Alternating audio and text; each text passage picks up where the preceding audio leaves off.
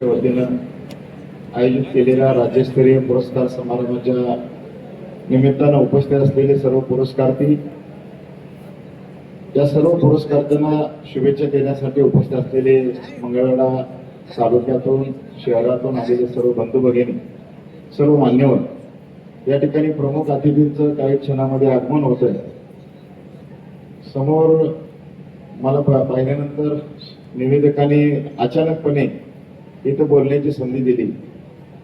पण कसं असतं, माणसानं माणसासाठी काहीतरी करणं हा माणसाचा खरा धर्म असतो. अशाच पद्धतीचं काम या ज्ञानक्रांती बहुउद्देशीय सामाजिक संस्थेने केलेलं आहे. आणि मंगळवेढ्याचं वैशिष्ट्य असं आहे की सामाजिक सांस्कृतिक क्षेत्रामध्ये सतत काही ना काही चळवळ चालू राहते. मग ते शिवजयंती उत्सव असेल, गणेशोत्सव असेल, नवरात्र महोत्सव असेल, अशा वेगवेगळ्या सामाजिक प्रासंगिक कार्यक्रमातून लोकांमध्ये जनजागृतीचं काम या विविध संस्थेच्या माध्यमातून केलं जातं. आणि ज्ञानक्रांती संस्थेनं एक चांगला उपक्रम हाती घेतलेला आहे की वेगवेगळ्या क्षेत्रामध्ये ज्यांनी मनापासून उल्लेखनीय काम केलेलं आहे, अशा लोकांच्या कामाची दखल घ्यावी आणि त्यांना उत्तेजन देण्यासाठी, प्रोत्साहन देण्यासाठी हा राज्यस्तरीय पुरस्कार समारंभ आयोजित केलेला आहे. त्याबद्दल या संस्थेला धन्यवाद द्यावे. थोडे पंढरीशी जाता विसावा घ्या थोडा, पहा मंगळवेढा दामाजीचा. हा दामाजी पंथांचा मंगळवेढा आहे. संपूर्ण महाराष्ट्रात आपण जर गेलो तर मंगळवेढ्याचं नाव सांगितल्यानंतर दामाजी पंथांचं नाव अगोदर घेतलं जातं. दुष्काळाच्या काळामध्ये गोरगरिबांना धान्याची कोठारे त्यांनी खुली करून दिली. म्हणजे दातृत्व दानत्व ज्यांच्याकडे आहे अशा दामाजी पंथांच्या नगरीमध्ये राहणारी आपण मंडळी आहोत. आणि मंगळवेढ्याच्या भूमीत या काळ्या मातीमध्ये पिकणारी आपली ही ज्वारी, या ज्वारीला GI मानांकन मिळालं हे काय आपल्यासाठी कमी नाही. आणि म्हणून इथल्या शिवारातला शेतकरी, कामकरी, कष्टकरी हा सर्व या भूमीचं वैभव वाढण्यासाठी सतत प्रयत्नशील आहे. आणि म्हणून या पुरस्कारामध्ये अनेक गावचे सरपंच आहेत, काही मान्यवर आहेत, काही अधिकारी कर्मचारी आहेत. या सर्वांना हा जो पुरस्कार दिलेला आहे तर त्यांच्या त्या क्षेत्रातले कामाची दखल घेऊन त्यांना हा पुरस्कार दिलेला आहे. त्याबद्दल सर्व पुरस्कारार्थ्यांचं मी व्यक्तिशः अभिनंदन करतो. आता मी गेल्या दोन दशकापासून संपूर्ण महाराष्ट्रभर कलापथकाच्या माध्यमातून आम्ही जनजागृतीचा कार्यक्रम सादर करीत आहोत. आजही आम्ही करत आहोत. तर त्याचा एक भाग म्हणून तुमच्यासमोर थोडंसं मी हितरूज करणार आहे. बघा, आता मार्च महिना सुरू आहे सध्या, आणि मार्च महिना अजून आपल्याला उन्हाळ्याचे 2 महिने अनुभवायचे आहेत. 2 महिन्याचं ऊन आपल्याला सोसायचं आहे. गेल्या वर्षीचा आपण जर तापमानाचा आकडा पाहिला तर गेल्या वर्षी 45 कडं हे तापमान गेलेलं होतं. आणि ज्यावेळी ग्रामीण भागामध्ये 45 अंश तापमान जातं त्यावेळी तिथल्या जनावरांना, तिथल्या शेतकऱ्यांना, लहान बाळांना, बायका पोरांना घराच्या बाहेर पडणं मुश्किल आहे.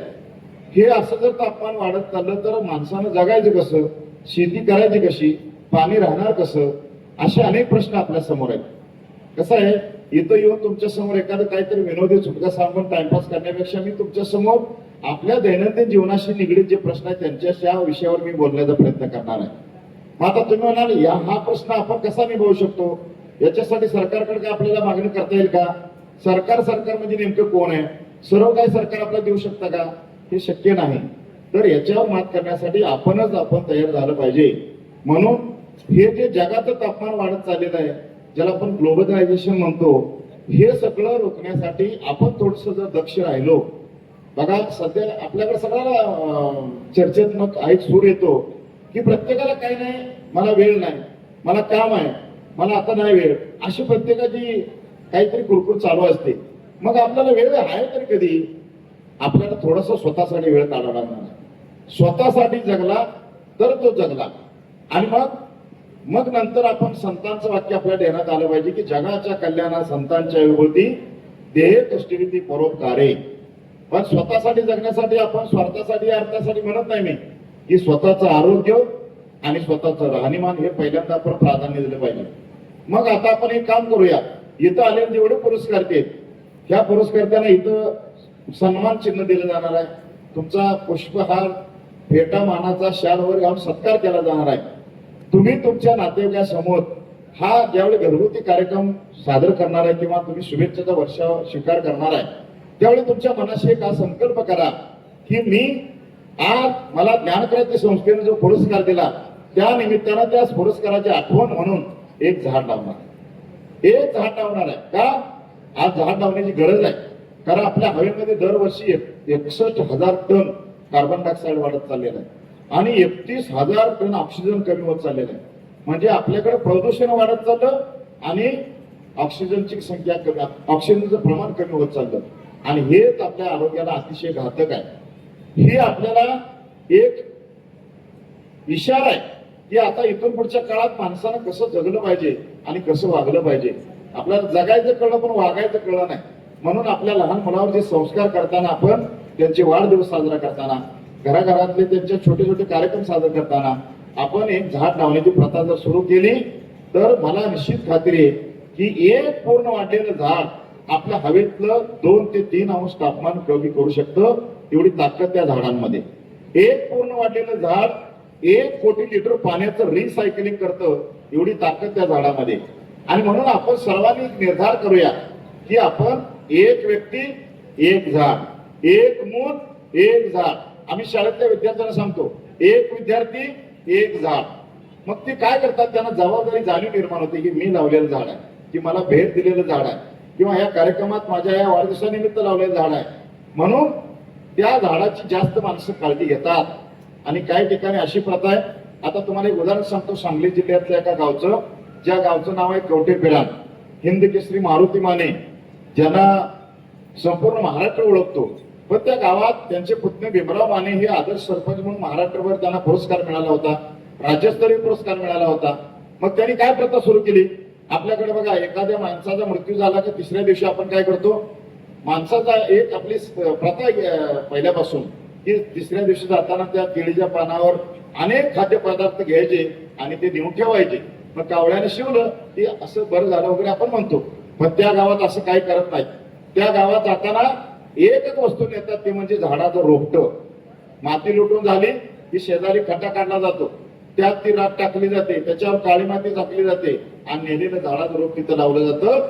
एवढंच नाही, ज्या व्यक्तीचा मृत्यू झालेला आहे त्या व्यक्तीच्या नावाची पाटी त्या झाडावर लावली जाते आणि मृत्यूची तारीख पण तिथे लिहिली जाते.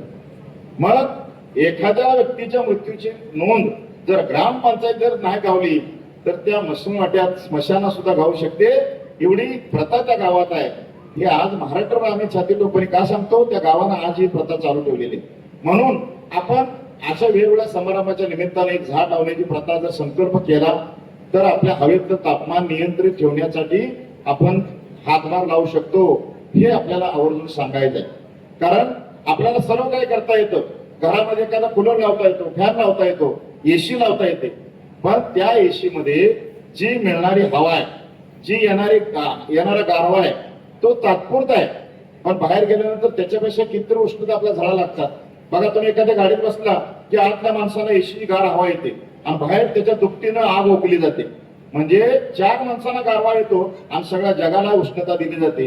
हे या कृत्रिम जीवनाचं आपलं गमक आपण ओळखलं पाहिजे. म्हणून आपण एखादी नवीन गाडी आणली तर आपण काय म्हणतो ड्रायव्हरला, गाडीत उतरला ड्रायव्हर म्हणतो, गाडी कुठे लाव, झाडाच्या खाली लाव. म्हणजे 20 लाखाची गाडी खरेदी करतो, पण महत्व कोणाला आहे, गाडीला का त्या झाडाला आहे? झाडाला. म्हणून आज ज्ञानेश्वर माऊलींचं ज्ञानेश्वरीचं एक वाक्य आहे, नगरेची रचावी, जलाशय निर्मावी, महावने लावावी ठाई ठाई. जिथं जागा मिळेल त्या ठिकाणी तुम्ही झाडं लावली पाहिजेत. तरच आपल्याला पुढे भविष्यामध्ये चांगल्या प्रकारचा ऑक्सिजन मिळणार आहे. मागच्या 2019ला जो सगळ्या जगानं अनुभवलेला एक महाभयंकर रोग आला होता, ज्याचं नाव होतं कोरोना. त्या कोरोनामध्ये आपल्याला कशाची कमतरता होती? पैशाची कमतरता होती का? नाही. आपल्याला दवाखान्याची कमतरता होती का? नाही. फक्त एकाच गोष्टीची कमतरता होती, ती म्हणजे पुरेसा ऑक्सिजन.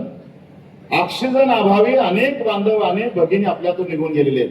व्हेंटिलेटर, बरोबर आहे की नाही, असे अनेक शब्द आपल्या कानावर पडायचे. आणि मग त्यावेळी ज्या माणसांमध्ये प्रतिकार शक्ती जागृत झाली होती तीच माणसं आज आपल्या समोर आहेत. हे आपण सर्वजण हे ओळखू शकतो. म्हणून आज अशा अनेक महाभयंकर रोगांना दूर करण्याची ताकद या झाडामध्ये. म्हणून जयाचे द्वारे सोन्याचा पिंपळ, अंगी ऐशे बळ रेडा बोले, असं ज्ञानेश्वरांनी ज्ञानेश्वरीत उल्लेख केलेलं वाक्य आहे. कारण ज्या परिसरात वडाचं झाड आहे पिंपळाचं झाड आहे, तुळशीचं झाड आहे, औदुंबर म्हणजे उंबराचं झाड आहे. ही 4 झाडं अशी आहेत की 24 तास ऑक्सिजन देतात रात्रंदिवस. बाकीची इतर झाडं जी असतात ती दिवसा ऑक्सिजन देतात, रात्रीच्या वेळी कार्बन डायऑक्साईड सोडतात. पण ही 4 झाडं अशी आहेत की दिवसा आणि रात्री 24 तास ऑक्सिजन देतात. म्हणून देशी झाडं लावण्याची प्रथा वन विभागानं मनामध्ये घेतली, हातामध्ये ही मोहीम सुरू केली आणि अनेक ठिकाणी अशा ज्ञान क्रांतीसारख्या संस्थेला आव्हान केलं की तुम्ही सुद्धा यात थोडंसं योगदान द्या. म्हणून या संस्थेला मी आव्हान करणार आहे, तुम्ही इथून पुढच्या काळात ज्यावेळी तुम्ही पुरस्कार देणार आहे त्यावेळी त्या पुरस्कर्त्यांना एक झाडाचं रोपटं द्या.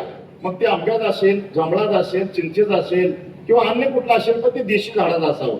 नुसतं शोभेचं झाडाचं जर रोप दिलं तर ते काय काम करत नाही. ते झाड दुसऱ्याला मदत करतं. झाडाची आता बघा, एखाद्या फळ असलेल्या झाडाला आपण जर दगड फेकून मारला, दगड दुसरीकडे निघून जातो आणि झाडाचं फळ आपल्या माणसाला खाली पडतं आपल्याकडे. आणि आपल्या माणसाला एखादा कोणी जर दगड मारला तर काय करतो आपण, लगेच दुसऱ्या क्षणाला थांब तुझ्या म्हणून लगेच त्याला शिवी देतो. झाडांना किती दगड मारत शिवी कधी देणार नाही. आणि म्हणून आज परोपकाराची जाणीव या झाडांमधून आपण शिकली पाहिजे. विषय वाटतो सोपा, पण जर आपण मनावर घेतलं तर खूप काही या झाडाच्या वृक्षारोपणाच्या कार्यक्रमातून घेता येतं. म्हणून एक कोल्हापूर जिल्ह्यातल्या एका गावचं मी उदाहरण सांगतो. आज आपल्याकडं ज्या संस्थेच्या माध्यमातून हा पुरस्कार दिला जाणार आहे, ज्ञान क्रांती सामाजिक बहुउद्योगी संस्था, ही नोंदणीकृत संस्था आहे आणि एक चांगला उपक्रम हाती घेतलेला आहे. कारण संस्था काढायची किंवा संस्था स्थापन करायची म्हणल्यावर 4 चौघे एकत्र आले पाहिजेत, विचाराने एकत्र आले पाहिजेत, एका ध्येयाने एकत्र फेरीत आले पाहिजेत. आणि तुकाराम महाराजांचं वाक्य असं आहे की तुका म्हणे नव्हे एकट्याचा खेळ. हे काम करायचं तर एकट्या दुकट्याचं नाही बरं का, हे सगळ्यांनी मिळून केलं पाहिजे, याचं टीम वर्क पाहिजे. म्हणून तुका म्हणे नव्हे एकट्याचा खेळ, म्हणून या जमविला मेळ. असं काम या ज्ञान क्रांती सामाजिक बहुउद्देशीय संस्थेने केलेलं आहे असं म्हटलं तरी वावगं ठरू नये. तर या ठिकाणी अनेक मान्यवरांना राज्यस्तरीय पुरस्कार दिला जाणार आहे आणि या पुरस्कारासाठी आपल्या सर्वांचे मार्गदर्शक, आपल्या पंढरपूर मंगळवेढा विधानसभा मतदारसंघाचे लोकप्रिय आमदार माननीय समाधानदादा अवताडे साहेब यांचं काही क्षणामध्ये इथं आगमन होणार आहे. आपल्याला सर्वांना हा कौटुंबिक परिवाराच्या माध्यमातून एक चांगला घरगुती कार्यक्रम, हा सोहळा आपल्याला पाहायचा आहे. आणि इथं या जोगेश्वरी मंगल कार्यालयात मंगळवेढ्याचे अनेक चांगले कार्यक्रम इथं पार पाडले जातात. मंगळवेढा शहरापासून दूर असलेलं पण अतिशय निसर्गरम्य वातावरण असलेले हे कार्यालय, इथं हा जो कार्यक्रम आयोजित केलेला आहे, या कार्यक्रमाच्या निमित्तानं पुन्हा एकदा मी शुभेच्छा देतो. मी तुम्हाला एक उदाहरण सांगत होतो या झाडाच्या संदर्भात.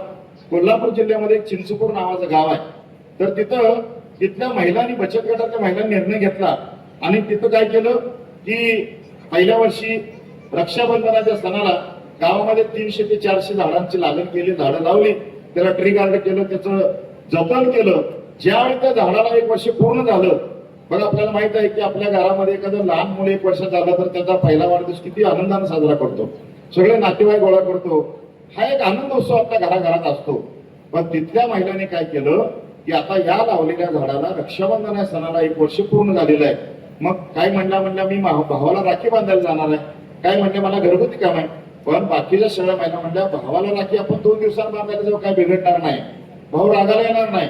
पण आपण गेल्या वर्षी लावलेलं रक्षाबंधनाच्या सणाला जे झाड आहे त्या झाडाला 1 वर्ष पूर्ण झालेलं आहे. मग त्या झाडाचा वाढदिवस आपण गावकरी म्हणून साजरा करूया ना. आणि खरोखरच तिथल्या सगळ्या महिलांनी त्या झाडाचा पहिला वाढदिवस झाडाला राखी बांधून साजरा केला. बघा, ही निसर्गाचं जे प्रेम आहे हे कशा कुठल्या पैशात मोजता येईल का, येणार नाही. म्हणून अशी चांगली कामं आपल्या हातून जर घडली तर निश्चितपणे आपल्या संतांच्या कामातील एक काम आपण पूर्ण केल्याचं समाधान आपल्याला मिळणार आहे. आणि हेच काम अशा संस्थेच्या माध्यमातून होतं. कारण ज्ञान क्रांती, बघा ज्ञानाची क्रांती, आज जगामध्ये हरित क्रांती, धवल क्रांती, अशा अनेक क्रांतीचे आपण इतिहासामध्ये वगैरे शब्द ऐकतो. पण ज्ञानाची क्रांती कधी होते की एकमेकांचा विचार एकमेकांनी जर ऐकला आणि त्यातनं जे चांगलं आहे ते आपण घेतलं तर त्यातनं हळूहळू बदल होतो. आणि ह्यालाच आपण एक नवीन बदल किंवा क्रांती आपण म्हणतो. आणि मग अशा अनेक लढाया झाल्या, अनेक इतिहासामध्ये घडामोडी झाल्या, ते आपण फक्त एक दाखला देण्यासाठी, ऐतिहासिक वार्ता सांगण्यासाठी सांगतो. पण आता सध्या गरज आहे आपल्याला रोजच्या जीवनामध्ये आपण सावधगिरीनं वागण्याची, कारण आता AI तंत्रज्ञान आलेलं आहे. AI त्याला आपण आर्टिफिशियल इंटेलिजन्स म्हणतो, कृत्रिम बुद्धिमत्ता. बरोबर. या कृत्रिम बुद्धिमत्तेच्या माध्यमातून आज आपल्याला घर बसल्या किती तुम्ही गुगलला जर विचारलं पाहिजे ती माहिती मिळू शकते, पाहिजे ती मिळू शकते. मग ही एक ज्ञानाची क्रांतीच आहे ना.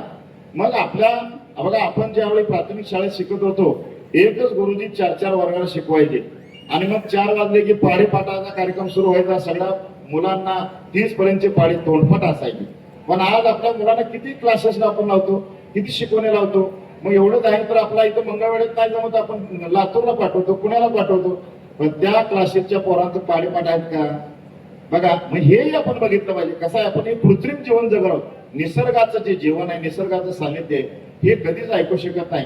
म्हणून आपल्या सध्या काल जो आपला 19 तारखेला सण झाला गुढीपाडवा, म्हणून जिल्हा परिषद सोलापूरने एक उपक्रम हाती घेतला की सोलापूर जिल्ह्यातल्या जिल्हा परिषद शाळेमध्ये मुलांची पटसंख्या वाढावी म्हणून गुढीपाडवा पट वाढवा. कारण गावागावातली जी शाळा आहे ही गावाची ओळख आहे, गावाचं प्रवेशद्वार आहे जिल्हा परिषदची शाळा. आणि मग अशा शाळेतल्या मुलांना हे अनौपचारिक शिक्षण, निसर्गाचं शिक्षण, सहशिक्षण, अगदी म्हणजे आईच्या नात्यानं तिथं गुरुजी शिकवतात असं शिक्षण दिलं जातं. म्हणून अशा बघा, आता सांगा, जर मला सांगा सगळ्यांनी आपण जर खाजगी शाळेत मुलं जर पाठवायची म्हणली तर आपल्या गावातली शाळा बंद पडणार.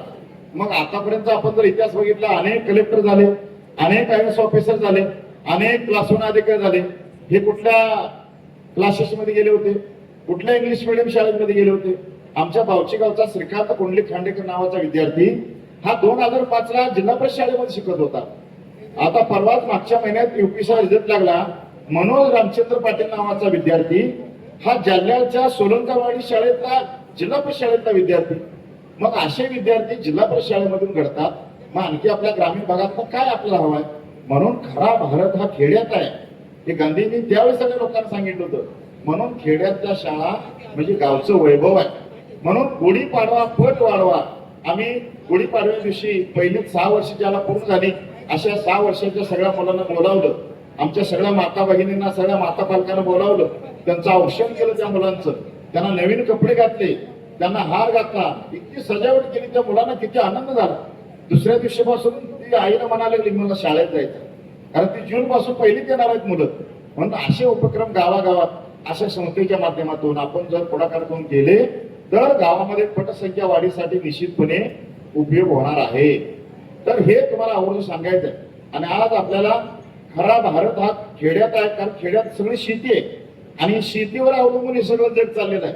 आमच्या शेतकऱ्यांना जर शेतात राबायला बंद केलं तर हे जग जागेवर थांबणार आहे. आज आपण बघतो इराण, इराक, अमेरिका हे युद्धाचं जे सावट आहे त्याचे नकळत परिणाम आपल्याकडे घरगुती गॅसवर, पेट्रोलवर किंवा बाकीच्या सोलापूरच्या चादरीची जी निर्यात होत होती ती बंद झाली. म्हणजे असे अप्रत्यक्ष परिणाम असे होऊन चाललेले. म्हणून आपण स्वयंपूर्ण रित्या आपण स्वावलंबी होण्यासाठी काही गोष्टी आपल्याला पाहिजेत आपल्याकडं. म्हणून आपण प्रत्येक गोष्टीमध्ये सावधगिरता बाळगली पाहिजे. लहान मुलांना 10वी पर्यंत सायकलच चालवण्याची सवय लावली पाहिजे. 8वी 7वी ह्या मुला मुलींना आपण काय करतो, लगेच स्कूटी घेऊन देतो, लगेच गाडी घेऊन देतो, कारण माझा मुलगा मोटरसायकल चालवतोय. आपण ते 18 वर्षाच्या आहेत, त्याला लायसन मिळत नाही. ते किती कायद्याच्या दृष्टीने चुकीचं आहे. म्हणून अशा मुलांना सायकलवर जाण्याची सवय लावली पाहिजे. सायकलमुळे त्याचा व्यायाम होतो, इंधनाची बचत होते आणि त्याला वेळेचं महत्व कळतं की मला या वेळेत निघालं तर या वेळेत पोहोचता येणार आहे. ह्या सगळ्या संस्काराच्या बाबी आपल्या घराघरात मुलांवर आपण जर घडवल्या तर निश्चितपणे आज ही पुढची जी पिढी ही पिढी आपल्याला चांगल्या दृष्टीने पाहायला मिळणार आहे. आणि सगळ्या माता बहिणींना माझी एक विनंती आहे की आज एक आपल्याकडे फॅशन झालेली आहे की आठवड्यातून एकदा आपण बाहेर हॉटेलमध्ये जेवायला जायचं किंवा चायनीजच्या गाड्यावर नाश्त्याला जायचं. आपल्या मुलांना सकाळी नाश्त्याला काहीतरी ते पिझ्झा, बर्गर हे असं चायनीज आणून द्यायचं.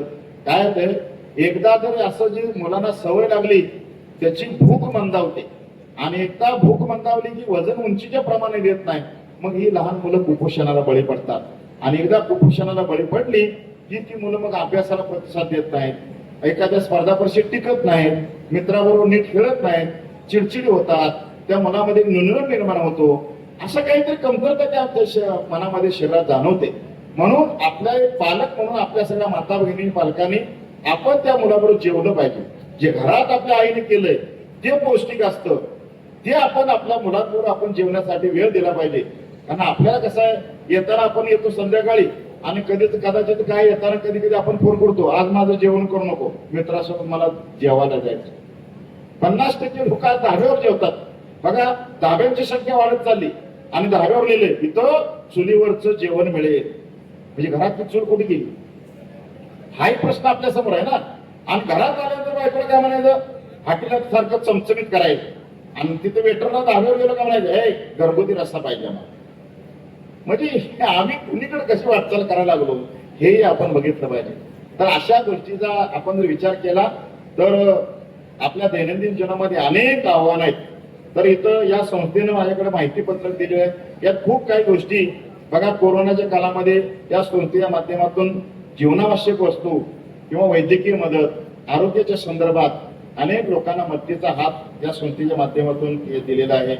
तर गरीब कुटुंबांना उदरनिर्वाहासाठी 11 कुटुंबाला प्रत्येकी 5 शेळ्या 1 वर्ष कालावधीसाठी वाटप केलेले आहेत आणि 1 वर्षानंतर दिलेल्या 5 शेळ्या परत केल्यावर ती पिल्ली पुढील उदरनिर्वाहासाठी तशीच ठेवली. म्हणजे जगण्याचं साधन, स्वावलंबी जीवनाचं साधन या संस्थेने दिलेलं आहे. हे निश्चितपणे चांगल्या पद्धतीनं या संस्थेच्या माध्यमातून केलेलं आहे. एकदा या संस्थेसाठी आपण एकदा जोरात टाळ्या वाजवूया, जोरात. आता इथं शेळ्याचा उल्लेख केला, मी तुम्हाला त्याच्या पुढे जाऊन एक आवाहन करणार आहे की आपण जर शेतकरी कुटुंबात असाल तर प्रत्येकाने देशी गाय पाळली पाहिजे. देशी गाय, ती देशी गाय यासाठी पाळायची की आपल्याकडे आता दुधाचं ॲव्हरेज वाढावं, लिटर जास्तीत जास्त जावं म्हणून आपल्याकडे एकाऐवजी 10-20 अशी जनावर जर्शीची रांग करावं लागलेली आहे. आणि 3-4 वाजलं कुठल्याही लग्नात तिथनं माणूस लगेच उठून जातो, कारण जर्शी आपल्याला बसून देत नाही. एवढी कामं मी इतकं वेळापत्रक आपलं सगळं फिट झालेलं आहे. असू द्या, काही अडचण नाही. पण देशी गाय का असावी, देशी गाय आपल्या आरोग्यासाठी अतिशय महत्वाची. मुंबईच्या एका तरुणानं वर्षाला 1 लाख रुपये नोकरी होती, ती नोकरी सोडली. ही सत्य घटना आहे बरं का. आणि पुण्याजवळ एका ठिकाणी कर्ज काढून एक जमीन घेतली आणि तिथं 40 देशी गायी पाळल्या, देशी गायी. आणि तिथं असा एक गोठा तयार केला आणि एक देशी गाई त्याच्या शेजारी एक कॉट गादी विश्रांती घेण्यासाठी, दुसरी देशी गाय तिथे एक असं कॉट गादी विश्रांती घेण्यासाठी, असे 40 ठिकाणी माणसाने विश्रांतीसाठी सोय केली. हे कशासाठी की मुंबईमध्ये टाटा कॅन्सर हॉस्पिटलमध्ये जे अनेक कॅन्सरचे पेशंट स्वतः शेवटची घटका मोजत आहेत, कॅन्सर बरा होत नाही. पण त्या तरुणाला कुठं माहीत पडलं होतं काय माहित, त्यानं काय केलं, अशा अनेक तरुणांना ज्यांना कॅन्सर पहिल्या दुसऱ्या स्टेजमध्ये, अशा अनेक तरुणांना बोलावलं आणि तिथं त्या देशी गायच्या सानिध्यात 2 दिवस 4 दिवस निवांत तिथे विश्रांती घ्यायची. आणि ही अतिशयोक्ती नाही, अनेक लोकांचा कॅन्सर बरा झालेला आहे देशी गायच्या सानिध्यात राहिलेला.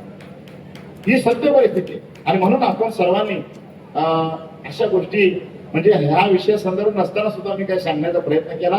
कारण आम्ही महाराष्ट्रभर या कलापथका माध्यमात अनेक विषय सांगितले. अनेक लोकांनी आमच्या कार्यक्रमामुळे शौचालय बांधली, याचा वापर सुरू केला. हे आमच्यासाठी खूप अभिमानाचं आहे. तुम्हाला पुरस्कार देताना किती बक्षीस दिलं याला महत्व नाही, पण पुरस्काराचं जे निमित्त आहे हे आपल्याला पुढच्या प्रेरणेसाठी, मला मोटिवेशन करण्यासाठी अतिशय महत्वाचं आहे. तुमच्यावर एक जबाबदारी आलेली आहे. मला ज्ञान क्रांती संस्थेने पुरस्कार दिला म्हणजे माझ्या हातून आणखी काहीतरी यापेक्षा अजून काही घडावं ही तुम्हाला यातली चाहूल आहे या पुरस्काराच्या निमित्तानं. म्हणून आज हा जो पुरस्कार तुम्हाला सर्वांना दिला जाणार आहे, तर या पुरस्काराच्या निमित्तानं विविध क्षेत्रातल्या सर्व मान्यवरांना या पुरस्काराच्या संदर्भात आपण पुरस्कार सन्मानित केलेले आहे. आपण लहान मुलांना सुद्धा घरामध्ये एखादं काम केल्यानंतर वा शाबास, छान, तुझ्यासारखं काम, एकदम असं जर शाबासकी दिली तर ते पुन्हा न सांगता दुपटीनं काम करतं. म्हणजे ही एक प्रेरणा आहे, ऊर्जा आहे, एनर्जी आहे. ही पुरस्काराची तुम्हाला एक चांगल्या प्रकारची ग्रेट भेट आहे. आणि म्हणून या ठिकाणी बघा अनेक क्षेत्रातले मान्यवर आहेत. आमचे प्रशांत काटे साहेब आहेत, जे कृषी क्षेत्रामध्ये अनेक शेतकऱ्यांना मार्गदर्शन करतायत. इथं काही ग्रामसेवक मंडळी आहेत आमचे, काही सरपंच मंडळी आहेत, सर्व अधिकारी मंडळी आहेत. या सर्वांना इथं आमंत्रित केलेलं आहे. म्हणजे एकमेकांच्या विचारातून नवीन विचार यातून आपल्याला मिळतो. तर अशा पद्धतीनं आपण सर्वांनी शेतकरी बांधवांनी शेतीमध्ये सेंद्रिय शेतीचा खताचा वापर करा, सेंद्रिय शेती करा, तर आपल्याला अनेक रोगापासून मुक्तता मिळणार आहे. तर अशा पद्धतीने तुम्हाला मी सर्वांना आवाहन करतो आणि ज्ञानक्रांती सामाजिक बहुउद्देशीय संस्थेच्या माध्यमातून अचानकपणे मला इथं, मी आज खरं काटे साहेब आमची प्रज्ञाशोधची परीक्षा होती, जेव्हा हायस्कूलवर मुलं सोडली आणि आमचे सरपंच, आमच्या गावचे सरपंच राजू गाडवे यांना पुरस्कार दिला. ते म्हणजे कार्यक्रमाला आलं पाहिजे, तर त्यांना शुभेच्छा देण्यासाठी आलो. तर लगेच निवेदकांनी सांगितलं तुमच्या या कार्यक्रमाच्या निमित्तानं बोला. तर मी बोलत असताना काही माझ्याकडून चूक झाली असेल तर माझ्याकडे द्या, जे चांगलं असेल ते तुमच्याकडे घ्या आणि याची घराघरात चर्चा करा, असं मी तुम्हाला आवाहन करतो. या कार्यक्रमाला आमचे ज्येष्ठ मित्र सोलापूर जिल्हा शिक्षक समितीचे माजी अध्यक्ष सन्माननीय महाराष्ट्राचे प्रसिद्ध वक्ते सुरेश पवार गुरुजी हे उपस्थित आहेत, त्यांचं मी स्वागत करतो. आणि तुम्ही सर्वांनी मला समजून घेतलं त्याबद्दल तुमचं ऋण व्यक्त करून थांबतो. धन्यवाद.